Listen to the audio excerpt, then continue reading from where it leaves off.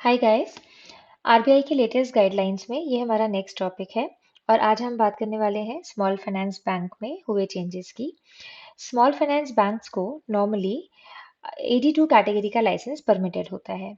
82 category क्या होती है? जब भी इंडिया में फॉरेक्स बिजनेस होता है तो वो फॉरेक्स बिजनेस ऑथराइज्ड डीलर्स के थ्रू ही हो सकता है। ऑथराइज्ड डीलर्स को लाइसेंस आरबीआई से मिलता है और आरबीआई नॉर्मली 3 कैटेगरीज में ये लाइसेंस देती है: AD1 कैटेगरी, AD2 कैटेगरी और AD3 कैटेगरी। इसके अलावा मनी चेंजर्स के लाइसेंस होते हैं जो बहुत ही लिमिटेड स्कोप ऑफ बिजनेस जिनका होता है।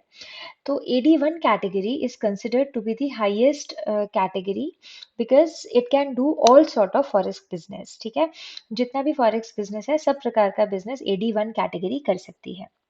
अब जो स्मॉल फाइनेंस बैंक्स होते हैं उनको नॉर्मली जो एलिजिबिलिटी उनकी होती है वो AD2 लाइसेंस की होती है।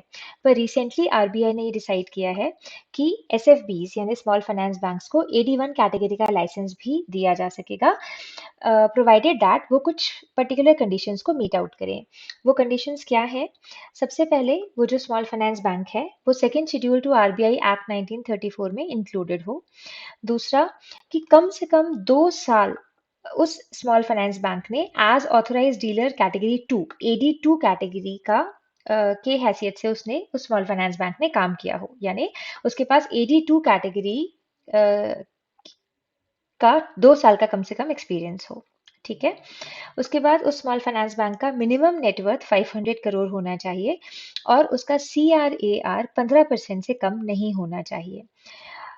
लास्ट 4 क्वार्टर्स में जो स्मॉल फाइनेंस बैंक का नेट एनपीए है वो 6% से ज़्यादा नहीं होना चाहिए और लास्ट 2 साल में उसने प्रॉफिट बनाया होना चाहिए। That small finance bank should have made profit in the preceding 2 years।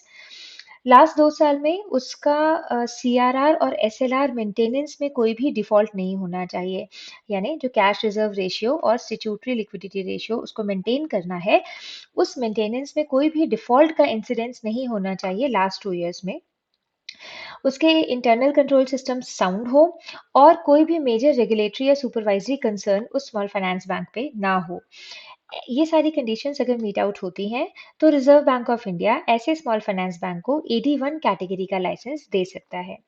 Okay friends, इस वीडियो के लिए इतना ही and thank you so much. Stay in touch.